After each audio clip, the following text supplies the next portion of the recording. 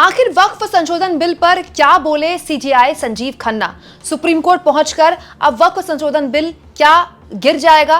दोस्तों, बहुत से सवाल हैं जिनका जवाब हम इस वीडियो में तलाशेंगे। साथ में आपको ये भी बताऊंगी मैं कि वक्फ संशोधन बिल कानून बनने के बाद किस तरह से जबरदस्त तरीके से हंगामा हुआ जम्मू कश्मीर की विधानसभा में। लेकिन सबसे पहले सबसे जरूरी खबर मैं आपके सामने रख देती हूं दोस्तों।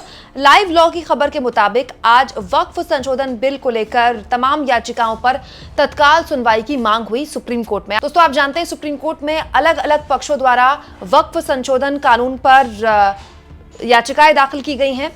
यहां पर बता दूं आपको दोस्तों, तत्काल सुनवाई की मांग करते हुए वरिष्ठ वकील कपिल सिब्बल ने वक्फ संशोधन कानून के खिलाफ दायर याचिकाओं पर जल्द सुनवाई की मांग की सीजेआई के समक्ष। सीजेआई के समक्ष ये तमाम मामले गए तो सीजेआई ने इस पूरे मामले में टिप्पणी की है। Chief justice of India Sanjeev Khanna ने कहा है कि जल्द सुनवाई के अनुरोध को लेकर व्यवस्था बनी हुई है, आपको यहां इसे रखने की जरूरत नहीं है। दोपहर को इन अनुरोधों को देखकर सुनवाई पर फैसला लूंगा। यानी कि इन मामलों में सुनवाई करेगा कि नहीं करेगा सुप्रीम कोर्ट, ये दोपहर में फैसला लेंगे सीजेआई संजीव खन्ना।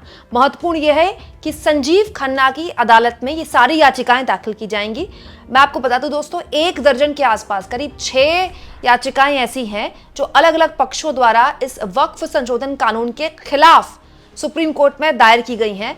और अब जो जानकारी मिल रही है लाइव लॉ की खबर के मुताबिक, अगर सीजेआई ने इस पूरे मामले में टिप्पणी की है कि दोपहर बाद वो इस पूरे मामले में अपना रुख स्पष्ट करेंगे कि वो सुनवाई करेंगे कि नहीं करेंगे। यानी कि क्या ये माना जा सकता है कि सुप्रीम कोर्ट के सबसे बड़े जज के सामने ही ये तमाम याचिकाएं जाएंगी? मैं आपको याद दिला दूं दोस्तों कि अलग अलग पक्षों द्वारा याचिकाएं दाखिल की गई हैं। सबसे पहले कांग्रेस पार्टी के सांसद द्वारा याचिका दाखिल की गई थी।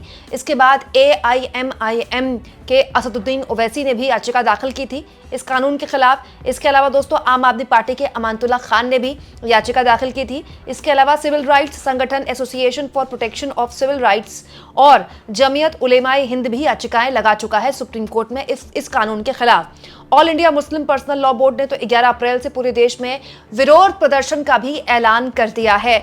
यानी कि वो विरोध प्रदर्शन जो इस बिल के पास होने और कानून बनने के बाद पहले जुमे की नमाज के बाद देश भर के अलग अलग हिस्सों में देखने को मिला था, ऐसा माना जा रहा है कि 11 अप्रैल के बाद उस तरह का विरोध प्रदर्शन सड़क पर देखने को मिल सकता है। जुम्मे की नमाज के बाद वक्फ संशोधन कानून जो कि उस वक्त बिल था, इसको लेकर जबरदस्त विरोध प्रदर्शन सड़क पर लोगों द्वारा किया गया। चाहे बात मुंबई की हो, चाहे कोलकाता की हो या फिर चेन्नई की, देश के अलग अलग हिस्सों में ये विरोध प्रदर्शन मुस्लिम समाज द्वारा दिया गया, ये कहते हुए कि ये बिल किसी भी हाल में मुस्लिम समाज को बर्दाश्त नहीं है।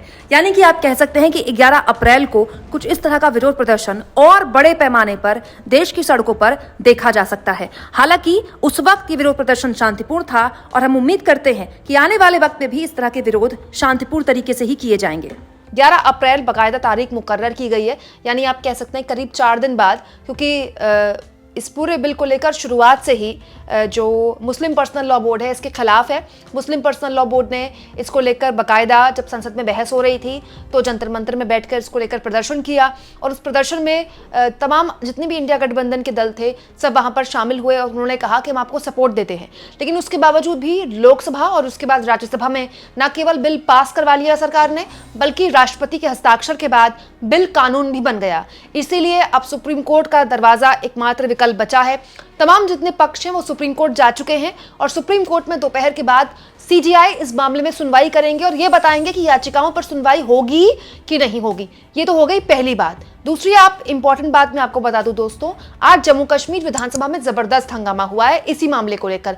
वक्फ संशोधन बिल पास होने और उसके बाद कानून बनने के बाद जो नेशनल कॉन्फ्रेंस के विधायक हैं, उमर अब्दुल्ला की पार्टी के विधायक, वो और बीजेपी के जो विधायक हैं जो कि बड़े स्तर पर जम्मू से जीत के आए हैं, उन्होंने जबरदस्त हंगामा किया। मतलब बीजेपी के विधायक इस बिल का समर्थन कर रहे थे और जो नेशनल कॉन्फ्रेंस के विधायक हैं कश्मीर से जीत के आए हैं जो मोस्टली, वो इस कानून का विरोध कर रहे थे। हुआ ये दोस्तों कि जैसे ही आज कार्यवाही शुरू हुई जम्मू कश्मीर विधानसभा की, जो नेशनल कॉन्फ्रेंस है उमर अब्दुल्ला की पार्टी, उनकी तरफ से एक एडजर्नमेंट मोशन लगाया गया, एडजर्नमेंट मोशन का नोटिस दिया गया और स्पीकर ने इस मामले में बहस करने से मना कर दिया। दोस्तों, जब नेशनल कॉन्फ्रेंस के विधायक स्पीकर के चेयर के बेहद करीब आ गए तो उनके द्वारा कहा गया कि क्योंकि मामला सब जुडिस है, यानी कि कोर्ट के समक्ष है, इसीलिए इस मामले में हम डिस्कशन नहीं कर सकते।